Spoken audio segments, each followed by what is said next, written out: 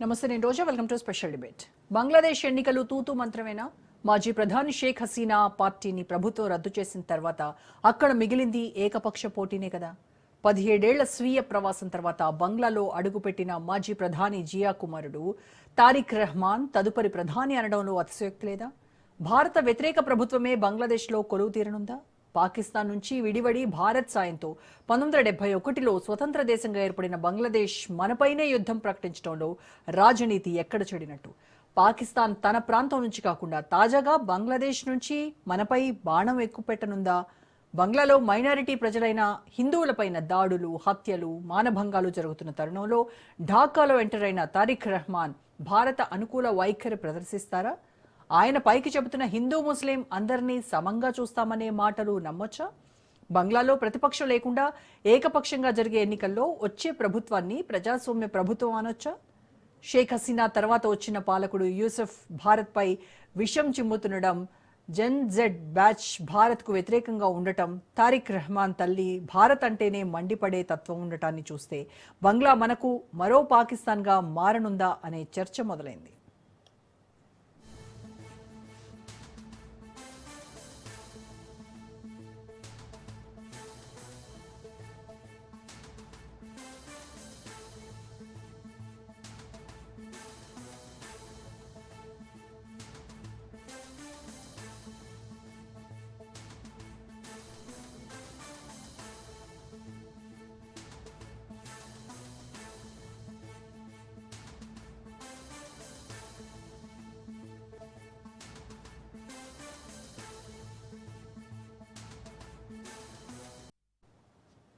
ఇక బంగ్లాదేశ్ రాజకీయాల్లో తారిక్ రెహమాన్ యుగం మొదలవబోతోందా? ఈ అంశంపై వాటి డిబేట్లో మాట్లాడదాం. డిబేట్లో పార్టిసిపేట్ చేస్తున్నారు ప్రముఖ అనలిస్ట్ మురళీ మనోహర్ గారు. నమస్కారం అండి మనోహర్ గారు. నమస్తే అండి. సో మురళీ మనోహర్ గారు, బంగ్లాదేశ్ రాజకీయాల్లో తారిక్ రెహమాన్ యుగం స్టార్ట్ అవబోతుందంటారా? 17 ఏళ్ల ప్రవాసం ముగిసి ఆయన ఎంటర్ అయిన తర్వాత ఫిబ్రవరి 2026లో ఎలక్షన్స్లో నిజంగానే బిఎన్పి విన్ అవుతుందంటారా? ఇప్పటికిప్పుడు చెప్పాల్సిన విషయం కాదు, కానీ ఆయన ఎంటర్ అయినప్పుడు, ఢాకాలోకి ఎంటర్ అయినప్పుడు జరిగిన స్వాగతం, యొక్క రౌజింగ్ వెల్కమ్, ప్రజల నుంచి వచ్చినటువంటి స్పందన, అది చూస్తే ఇప్పుడు వేరే దిక్కు కూడా లేదు. బంగ్లాదేశ్ లో ప్రజలకు ఒక బలమైన పార్టీ అంటూ దిక్కు లేదు. ఇప్పుడు ఈ జెన్జీ నుంచి వచ్చినటువంటి పార్టీ ఒకటి, బంగ్లా నేషనల్ సిటిజన్స్ పార్టీ అని కొత్తగా వచ్చినటువంటి పార్టీ, దాన్ని అంతా నమ్ముకోలేరు వాళ్ళు. ఎందుకంటే యువకులు వాళ్ళంతా కూడా పెద్దగా పొలిటికల్ ఎక్స్పీరియన్స్ ఉన్న వాళ్ళు కాదు కనుక ప్రజలకు అంత పెద్ద విశ్వాసం ఇంకా ఇప్పుడు కలగలేదు. వాళ్ళే ఇప్పుడు కూల్చిన ప్రభుత్వాన్ని కూల్చింది వాళ్ళే ఉండొచ్చు, కాకపోతే ఇవన్నీ ఉండొచ్చు, కానీ ప్రజల్లో వాళ్ళకి అంత విశ్వసనీయత లేదు. అలాగే జమాయతే ఇస్లామీ పూర్తి ఛాందసవాద పార్టీ ఇది కనుక దానిపైన మొదటి నుంచి కూడా లేదు. వాళ్ళ యొక్క ప్రెజెన్స్ కూడా బంగ్లాదేశ్ లో అంత ఇదిగా లేదు, వాస్ట్ గా లేదు. కాకపోతే కంప్లీట్ గా ఫెనెటిక్ ఇస్లామిక్ పార్టీ అది. దానికి పేరు ఉంది, తెలుసు, జమాయతే ఇస్లామీ అనేది వెల్ నోన్ పార్టీ, కానీ ప్రజలు ఓట్లు వేసి గెలిపించేంత. కాకపోతే దేశం అంతా కూడా బంగ్లాదేశ్ మారుమూలలోకి చొచ్చుకుపోయిన రెండు పార్టీలు మనందరికీ తెలిసినవి. ఒకటి మా అవామీ లీగ్, రెండోది బంగ్లాదేశ్ నేషనలిస్ట్ పార్టీ. కనుక షేక్ హసీనానా ఖలీదా జియానా వీళ్ళిద్దరే ఆ దేశంలో ప్రముఖ స్థానాన్ని ప్రజలందరికీ తెలిసినటువంటి పార్టీ. అయితే ఖలీదా జియా కావాలి, లేదంటే షేక్ హసీనా కావాలి. షేక్ హసీనా వచ్చేసి ఇండియాలో తలదాచుకున్నది. ఇప్పుడు ఆమె రిటర్న్ వచ్చేటువంటి స్థితిలో లేదు, వస్తే కూడా ఉరి శిక్ష ఆల్రెడీ విధించబడి ఉంది. కనుక ఆమె బ్రతికి బట్టగట్టే పరిస్థితి ఇప్పట్లో కనిపించడం లేదు. అక్కడ ప్రజలకు ఆశ కూడా లేదు. కానీ చాలా బలమైన పార్టీ వాళ్ళది అవామీ లీగ్ మాత్రమే. అవామీ లీగ్ ఒకవేళ అవకాశం ఇస్తే మాత్రం కంటెస్ట్ చేయడానికి, నేను అనుకుంటున్నా ఇప్పుడు కంటెస్ట్ చేయడానికి వాళ్ళపైన నిషేధం ఉంది, కానీ కంటెస్ట్ చేయడానికి వీలు కూడా లేదు. ఆమె వచ్చే పరిస్థితి లేదు. ఆమె లేకున్నా కూడా ఆ పార్టీ గెలిచేంత బలం ఉంది వాళ్ళకి, కానీ ఆ పరిస్థితి ఇప్పుడు కనపడడం లేదు. ఉన్నదంతా ఒకటే. ఇప్పుడు ఈ యొక్క తారిక్ రెహమాన్ ఒక్కడే మిగిలాడు. ఆ పార్టీ కూడా బలమైన పార్టీ. ఖలీదా జియా మాత్రం అనారోగ్యంతో ఉంది, ఆమె మంచం బట్టి ఉంది. కనుక ఆమె లేకపోయినా తారిక్ రెహమాన్ కూడా వెల్ నోన్ మ్యాన్. మొత్తం దేశం అంతా కూడా వాళ్ళ తల్లి కారణంగా అనుకుందాం, జియావుర్ రెహమాన్ వాళ్ళ తాత అనుకుందాం, వీళ్ళందరూ కూడా వెళ్ళినాం. కనుక ఆ ఇప్పటికిప్పుడు ఆయన గెలుస్తాడంటే చెప్పలేము, కానీ అవకాశాలు ఎక్కువగా ఉన్నాయి అతనికే. ఒక పొలిటికల్ పార్టీగా నెట్వర్క్ ఉన్నటువంటి పార్టీ, దేశమంతా కూడా అన్ని జిల్లాల్లో అన్ని గ్రామాల వరకు నెట్వర్క్ ఉన్నటువంటి పార్టీ కనుక గెలిచేటువంటి అవకాశము ఎక్కువ మటుకు తారిక్ రెహమాన్కే ఉంది. అమ్మ ఆశీర్వాదంతో వచ్చాడు, ధైర్యం చేసి వచ్చాడు. 17 years తర్వాత ఎగ్జైల్లో ఉన్నాడు అతను. కానీ మనము ఒక విషయం మర్చిపోకూడదమ్మా, ఆయన పైన ఒక కేసు ఉంది, చాలా పెద్ద కేసు అని. ఇప్పుడు కనుక 2001 నుంచి 2006 అనుకుంటాను బహుశా, ఆ టైంలో వాళ్ళ మదర్ ఖలీదా జియా అధికారంలో ఉంది, పవర్ లో ఉంది. కనుక ఆ టైంలోనే ఈ కేసు జరిగింది.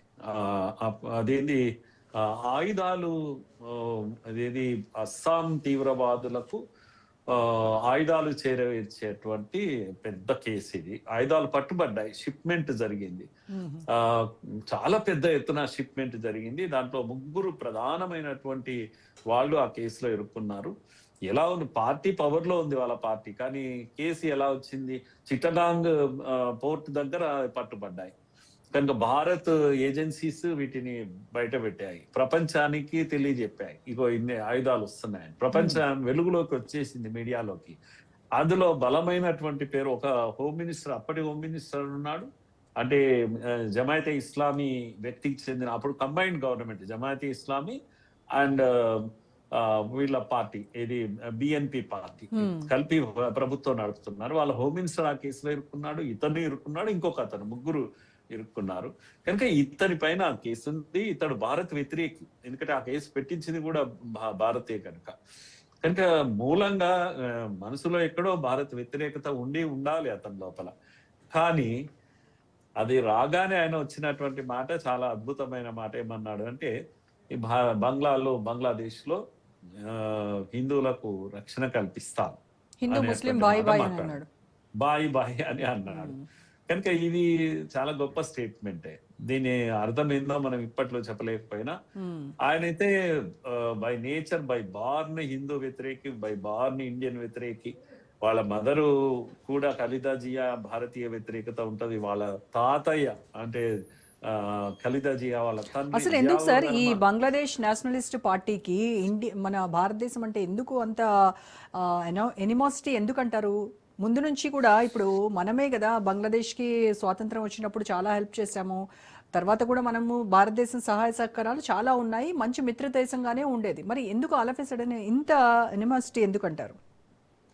అంటే యాజ్ ఎ నేషన్ వాళ్ళు ఎప్పటికీ గుర్తు పెట్టుకోవాలి, భారత్ చేసిన సహాయము 71లో మామూలు సహాయం అయితే కాదు. అవుట్ ఆఫ్ ది వే మనం వెళ్ళి చాలా రిస్క్ తీసుకొని యుద్ధం చేసి 93,000 మంది సైన్యం, పాకిస్తాన్ సైన్యం, ఇది చరిత్రలో మిగిలిపోతుంది. లొంగిపోయారు వాళ్ళంతా కూడా, బట్టలు ఉడదీసి వాళ్ళు సరెండర్ అయినటువంటి పద్ధతి. ఆ ఫొటోస్ చూస్తే ఇప్పటికీ మనకు ఆశ్చర్యం అనిపిస్తుంది.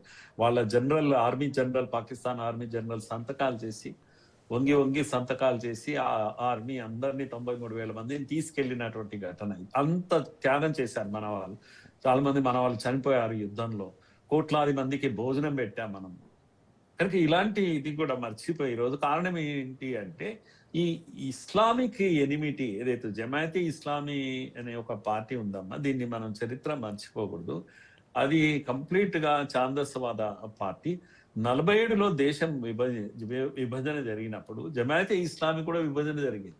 జమాయతే ఇస్లామీ హింద్ అని ఇండియాలో ఉండిపోయింది. జమాయతే ఇస్లామీ పాకిస్తాన్కి వెళ్ళింది. జమాయతే ఇస్లాం బంగ్లాదేశ్ లో ఉంది. ఇది ఒక జలగ లాంటిది అన్నట్టు. ఎక్కడ పోతే ఎక్కడ ముస్లిం ఉంటే అక్కడ ఉంటుంది.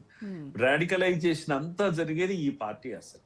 కనుక అప్పుడు కూడా 71లో బంగ్లా ప్రజల పైన యుద్ధం చేసిన పార్టీ, బంగ్లా ప్రజలను ఊచపోత పోసినటువంటి పార్టీ. ఎందుకు అని అంటే, వీళ్ళు ఇండియాకు అనుకూలంగా మారకూడదు ఎవరు కూడా. కానీ పాకిస్తాన్ ఏజెంట్ గా ఇక్కడ పనిచేసింది బంగ్లాదేశ్ లో. అప్పుడు భారత్ సహాయం తీసుకోక తప్పలేదు. మనం వెళ్ళి అక్కడ ముక్తి వాహిని అని ఒక గెరిల్లా పోరాటం, వీళ్ళు బంగ్లాదేశీలు పాపం తుపాకులు పట్టుకుని వాళ్ళు కూడా పోరాటం చేశారు. దాని పేరు ముక్తి వాహిని అని, గెరిల్లా పోరాటం చేశారు. ముక్తి వాహినికి మనము సపోర్ట్ చేశాము అప్పుడు, ఎందుకంటే తమను తాము కాపాడుకోవడం. ఇది ఒక చరిత్ర, ఇది యుద్ధం జరిగింది. అయితే మొత్తానికి ఓడిపోయాక వాళ్ళకి స్వాతంత్రం స్వేచ్ఛ ఇచ్చాక కోట్లాది మంది వాపసు వెళ్ళాక అప్పుడు ముజిబుర్ రెహమాన్ దీన్ని లీడ్ చేశాడు. ముక్తి వాహిని లీడ్ చేసిన వ్యక్తి ఇప్పుడు హసీనా వాళ్ళ నాన్నగారు, ఆయన లీడ్ చేశారు. ఆయనను ఒక రకంగా గాంధీ ఆఫ్ బంగ్లాదేశ్ అనొచ్చు, జాతి పిత అనొచ్చు బంగ్లాదేశ్ కు. అలాంటి ముజిబుర్ రెహమాన్ కూడా ఈ జమాయతే ఇస్లామీ వీళ్ళు గ్రూప్స్ 75లో చంపేశారు, మళ్ళా అమరుడు అయిపోయాడు. వీళ్ళు కూడా కొన్ని రోజులు అధికారంలో ఉన్నారు. ఇది ఈ రెండు పార్టీలకు అయితే జమాయతే ఇస్లామీ, బిఎన్పి రెండు కలిసి కంటెస్ట్ చేశాయి. ఎప్పుడు కూడా జమాయతే ఇస్లాంతో ఎవరున్నా వాళ్ళు ఫెనెటిక్ ఇస్లాం అవుతారు, యాంటీ హిందూ అవుతారు. ఇది హిస్టరీ అన్నట్టు. కనుక మనం బంగ్లాదేశ్ చరిత్రలో రెండు పార్టీలే అసలైనవి. ఒకటేమో ముజిబుర్ రెహమాన్ చేతిలో ఉండిపోయింది అవామీ లీగ్, రెండవది జియావుర్ రెహమాన్ చేతిలో ఉన్నది బిఎన్పి. జియావుర్ రెహమాన్ కూతురు ఖలీదా జియా, ముజిబుర్ రెహమాన్ కూతురు షేక్ హసీనా, ఇలా ఇద్దరు మహిళల చేత రూల్ చేయబడ్డది బంగ్లాదేశ్. కనుక పాలిటిక్స్ మొత్తం వీళ్ళిద్దరు చుట్టే ఉంటాయమ్మా. అయితే షేక్ హసీనా లేదా ఖలీదా జియా ఇద్దరి మధ్యలో ఉంటుంది. షేక్ హసీనా వచ్చి ఇక్కడ కూర్చున్నది కనుక అక్కడ దిక్కు లేదు. ఇప్పుడు షేక్ హసీనా పార్టీనే రద్దయిపోయింది కదా సార్, అవామీ లీగ్ పార్టీ రద్దయిపోయింది. ఆమెకు ఉరిశిక్ష పడ్డది, ఆమె వెళ్ళితే ఆమెను చంపేస్తారు. కాబట్టి ఏకపక్షంగా జరిగేటువంటి అవకాశం ఉంటే, ఇన్ కేస్ ఏకపక్షంగానే జరిగితే అవి అసలు డెమోక్రటిక్ ఎలక్షన్స్ గా చూడొచ్చు అంటారా మనం? నో, అందుకే బహుశా తారిక్ అన్వర్ ను ఇక్కడికి ఇన్వైట్ చేశారు. ఏకపక్షంగా జరగకూడదని. It will be between BNP and Jamaat-e-Islami and nationalist citizens party అంటే జెన్జీ తో కలిసి చేయొచ్చు. చేస్తే చెప్పలేము కనుక అవతల వీళ్ళు ఉంటుంది. కానీ ఇద్దరు కూడా ఇప్పటికైతే మనము భారత్ వ్యతిరేకులుగానే చూడాలి.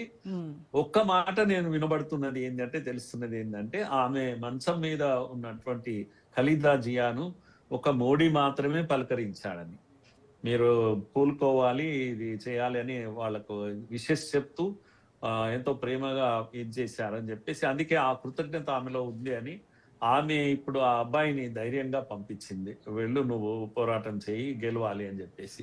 కనుక ఇప్పుడు ఇదంతా కూడా వెనకాల భారత్ కూడా ఉంది అని తెలుస్తుంది.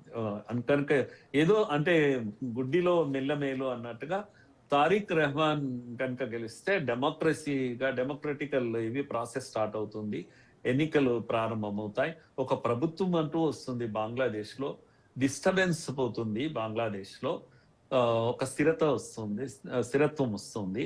తర్వాత ఆర్మీ రూల్ లాంటిది ఉండదు. యూనుస్ పర్టికులర్ గా అక్కడ నుంచి వెళ్ళిపోవాలి. ఇవన్నీ మన ఎక్స్పెక్టేషన్స్, భారత్ యొక్క ఎక్స్పెక్టేషన్స్. భారత్ కూడా ఆ విధంగానే మూవ్ అవుతుంది అని తెలుస్తుంది. సార్, తారిక్ ఇందాక మనం మాట్లాడుకున్నట్టుగా బంగ్లాదేశ్లో మైనారిటీలుగా ఉన్నటువంటి హిందువులకు మేము రక్షణ కల్పిస్తాము, హిందూ ముస్లిం భాయ్ భాయ్ అని ఒకవైపు చెప్పాడు. మళ్ళీ ఇంకొక వైపు అదే తారిక్ రెహమాన్ ఏమంటాడంటే, ఢిల్లీ కాదు పిండి కాదు బంగ్లాదేశ్ ముందు అని చెప్పేసి అని అంటున్నాడు. అంటే ఇప్పుడు మరి భారత్కి బంగ్లాదేశ్కి మధ్య ఉన్నటువంటి సంబంధాలపై ఇటువంటి వ్యాఖ్యలు ఇంకా మరింత ప్రభావం చూపేటువంటి అవకాశం లేదంటారా? కానీ ఆయన అన్న మాటలో ఈక్వి డిస్టెన్స్ కొరకు, అంటే మేము పాకిస్తాన్ అనుకూలం కాదు, మేము ఢిల్లీకి అనుకూలం కాదు అనేది మెసేజ్ ఏదైతుందో ప్రజలకు, అది ఒక ఊరటనే ఇస్తుంది. మనం ఎవరి చేతిలో పప్పెట్స్ గా ఉండకూడదు, మనం ఏందో మనం చూసుకోవాలి అనేటువంటి ఒక మెసేజ్ ఇచ్చే ప్రయత్నము ఆయన చేశాడు. At the same time minorities కు రక్షణ కల్పిస్తామనేటువంటి ఇది కూడా ఆయన చెప్పాడు. కనుక అది ఒక రకంగా పొలిటికల్ ఇది స్ట్రాటజీ వ్యూహంలో భాగంగానే ఆయన మాట్లాడి ఉంటాడు. కానీ ఆయనైతే ఇప్పటికిప్పుడు హిందువులను బెదిరించడానికి ఎంకో చేస్తున్నా. ఆయన ఫస్ట్ థింగ్ ఏంటంటే, ఆయన కూడా థ్రెట్ ఉంది అక్కడ.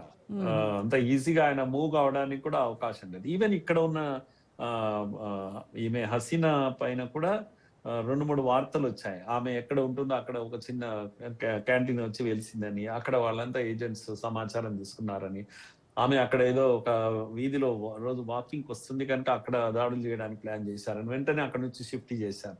కనుక పాకిస్తానీ ఏజెంట్స్ భారత్ లో కూడా పనిచేస్తున్నారు. ఇక్కడ ఈమెను చంపాలని, అక్కడ తారిక్ ను చంపాలని. ఓవరాల్ గా ఏంటంటే, యూనిస్ అనేటువంటి వాడు అనుకున్నంత ఇది కాదు. చాలా గొప్ప చదువులు చదివిన వాడు, నోబెల్ విన్నర్ అనేటువంటి దీంతో మనం ఏమనుకుంటాం అంటే జనరల్ గా ఆయన ప్రోగ్రెసివ్ అని అనుకుంటాం, కానీ అలా లేడు, చాలా ఫెనెటిక్ ఇదిగా ఉన్నాడు.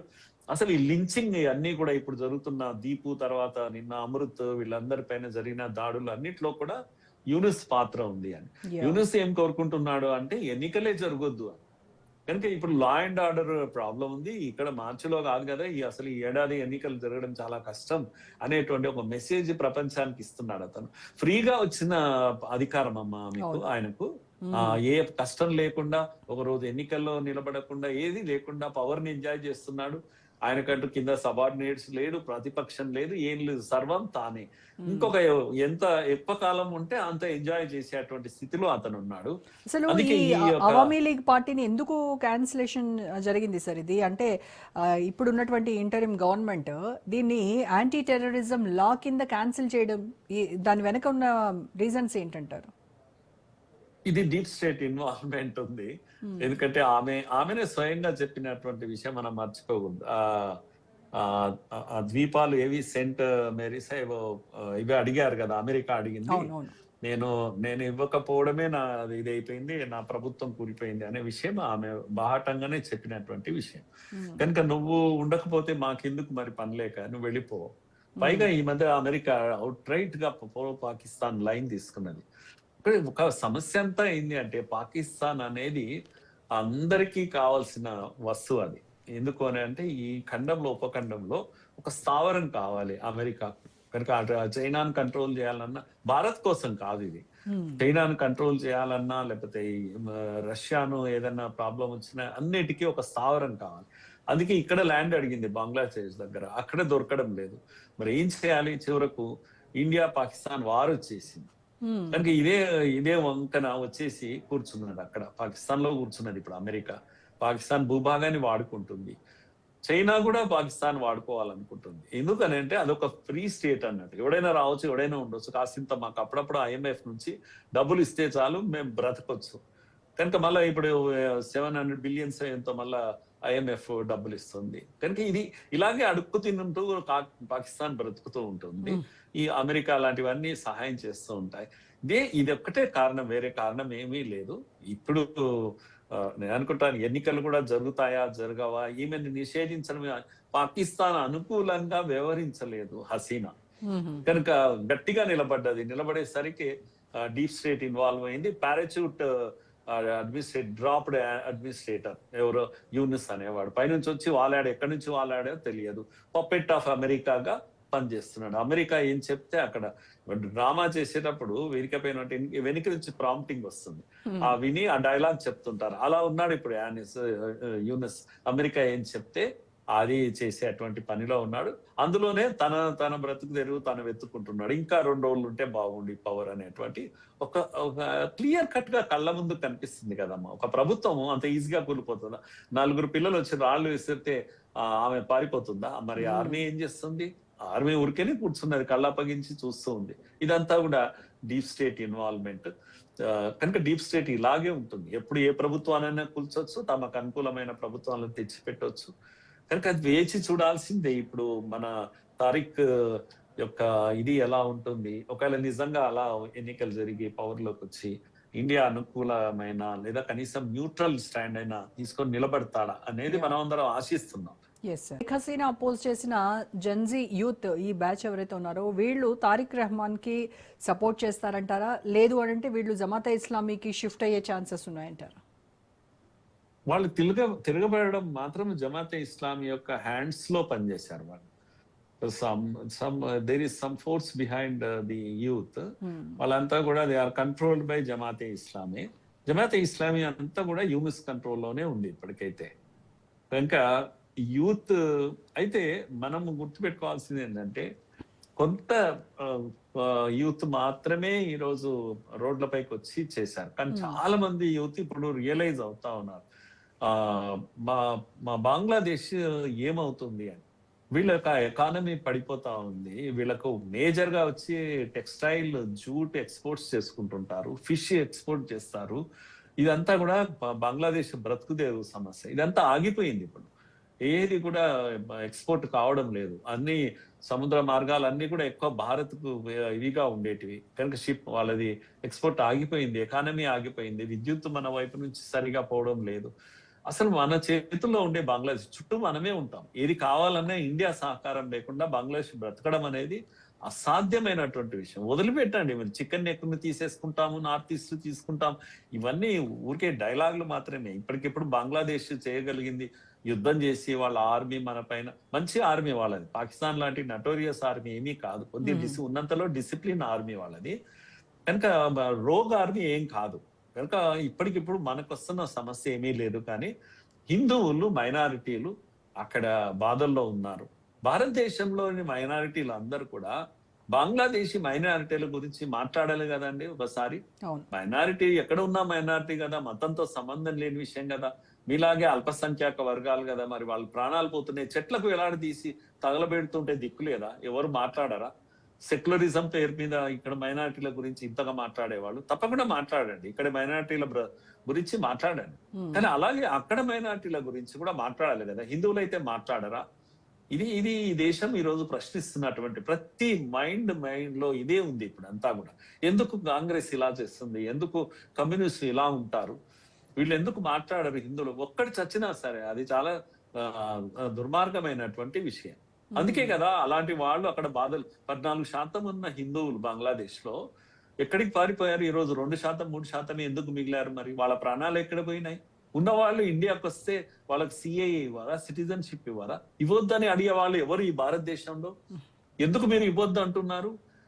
ఇప్పుడు మధ్వా అనే ఒక కమ్యూనిటీ అమ్మ బెంగాల్ దగ్గర వచ్చి ఒరిస్సా దగ్గర వచ్చి ప్రాణాలు కాపాడుకున్నారు. వాళ్ళందరూ బంగ్లాదేశ్ నుంచి వచ్చారు. మీరు గుర్తుపెట్టుకోవాలి, బంగ్లాదేశ్ నుంచి వచ్చిన వాళ్ళందరూ కూడా దళితులు. హిందువులు అని అంటున్నారు కానీ దళితులు వాళ్ళంతా కూడా. పాకిస్తాన్ నుంచి వచ్చే వాళ్ళు కూడా దళితులే. వాళ్ళకి చేత కాక రాలేదమ్మా. అప్పుడు కాస్త డబ్బులు కావాలి కదా, అక్కడ నుంచి ఇక్కడికి రావాలంటే 100,000 కిలోమీటర్లు దాటి చేత కాక ఉండిపోయారు. ఉంటే ఉండేది మా దేశమే కదా అని అనుకున్నారు. దళితులు ఇంత నిమ్న వర్గాలు వాళ్ళు వస్తే వాళ్లకు పౌరసత్వము ఇవ్వకూడదు అని సిఏఏ ఉద్యమం నడిపారు ఈ దేశంలో. ఎంత ద్రోహం అని నేను చెప్తున్నాను ఇప్పుడు. కనుక మైనారిటీల గురించి మాట్లాడే వాళ్ళందరూ కూడా దీనికి జవాబు చెప్పాలి. అందుకే అక్కడ ప్రశాంతత నెలకొనాలి బంగ్లాదేశ్ లో అంటే అర్థం ఏంటంటే హిందువుల ప్రాణాలని అనుకుంటున్నారు. హిందువుల ప్రాణాల్లో మెజారిటీ సంఖ్య దళితులు, నిమ్న వర్గాలు. వాళ్ళని కాపాడుకోవాలి భారత్ ఇప్పుడు. కనుక యుద్ధం ఇప్పటికిప్పటికి యుద్ధం చేయకపోవచ్చు, కనీసం ప్రొటెస్ట్ చేయాలి కదా దేశం అంతా కూడా. పెద్ద ఎత్తున ఇప్పుడు మన బెంగాల్లో చాలా ప్రొటెస్ట్లు జరుగుతూ ఉన్నాయి. చాలా సంతోషం అనిపిస్తున్నా. కనీసం అక్కడనున్న అస్సాంలో, బెంగాల్లో ఇదంతా కూడా ప్రొటెస్ట్ జరుగుతున్నాయి. దేశమంతా కూడా అక్కడక్కడ రియాక్షన్స్ వస్తున్నాయి. ఇది కనపడాలి, ప్రపంచం చూడాలి, ఏం జరుగుతుందో తెలుసుకోవాలి. బంగ్లాదేశ్ లో హిందువులకు జరుగుతున్న అన్యాయం కూడా దేశ ప్రజలు కూడా అర్థం చేసుకోవాలి. Correct sir. ఇప్పుడు 17 ఏళ్ల ఎక్సైల్ తర్వాత తిరిగి వచ్చిన ఈ తారిక్ రెహమాన్ నెక్స్ట్ పిఎం అవుతారు అనడము అది ఎగ్జాజరేషన్ అంటారా? ఛాన్సెస్ ఉన్నాయా? ఛాన్సెస్ ఉన్నాయి, ఎగ్జాజరేషన్ ఏం కాదు, ఛాన్సెస్ ఉన్నాయి. ఎందుకంటే బలమైన పార్టీ అదే కనుక ఛాన్సెస్ ఉన్నాయి. యూనిస్ యొక్క ట్రిక్స్ ఎలా ఉంటాయి మనకు తెలియదు. తానే కంటిన్యూ కావడానికి ఉంటుందా లేదా ఫెయిర్ గా ఎన్నికలు జరుపుతాడా అని. ఫెయిర్ గా ఎన్నికలు జరిపితే జమాయతే ఇస్లామీ పవర్ లో రావడం అనేది సాధ్యం కాని విషయం, ప్రజల్లో బలం లేని విషయం. కనుక ఇస్తే తారిక్ అధికారంలోకి రావచ్చు. ఆ పార్టీకి బలం ఉంది. బంగ్లాదేశ్ నేషనలిస్ట్ పార్టీ అనేది బలమైనటువంటి, కానీ ఒకప్పుడు జమాతే ఇస్లాంతో కలిసి ప్రభుత్వాన్ని పెట్టినటువంటిది. కనుక జమాతే ఇస్లామీ లేకుండా జమాతే ఇస్లామీతో యుద్ధం చేయాలి ఇప్పుడు. అది ఎలా ఉంటుంది, చేస్తుందా, ఇది నాటకమా? ఇది మనందరికి అర్థం కానటువంటి విషయము. భారత వ్యతిరేకత, హిందూ వ్యతిరేకత అంటే స్లోగా జమాతే ఇస్లామీ గ్రోత్ చూస్తూ ఉన్నాం మనము. ఇది దేనికి సంకేతం అంటారు? ఇన్ కేస్ పాకిస్తాన్ బంగ్లాదేశ్ మీద నుంచి భారత్ పైన యుద్ధానికి ఏమైనా ఇలాంటి ప్లాన్స్ ఏమైనా ఉండుండొచ్చా? ఎస్, పాకిస్తాన్ జమాతే ఇస్లాం ద్వారానే ఆల్రెడీ ఐఎస్ఐ ఏజెంట్స్ వెళ్ళి పాకిస్తాన్ లో కూర్చున్నారు, వార్తలు వస్తున్నాయి. అక్కడ ఆపరేషన్స్ వాళ్ళే చేస్తున్నారు. జమాతే ఇస్లామీ కూడా under the control of ISI అని వార్తలు వస్తున్నాయి. కనుక ఆ ఆపరేషన్స్ అన్ని కూడా ఇప్పుడు పాకిస్తాన్ దగ్గరుండి చూస్తూ ఉంది. అమెరికా అమెరికా యొక్క ఇది కూడా ఉంది, సపోర్ట్ కూడా ఉంది. కానీ వాళ్ళకు అనుకూలమైన ప్రభుత్వాన్ని తెచ్చిపెట్టుకోవాలి, వాళ్ళకు ఉన్నటువంటి రైట్. ఇది.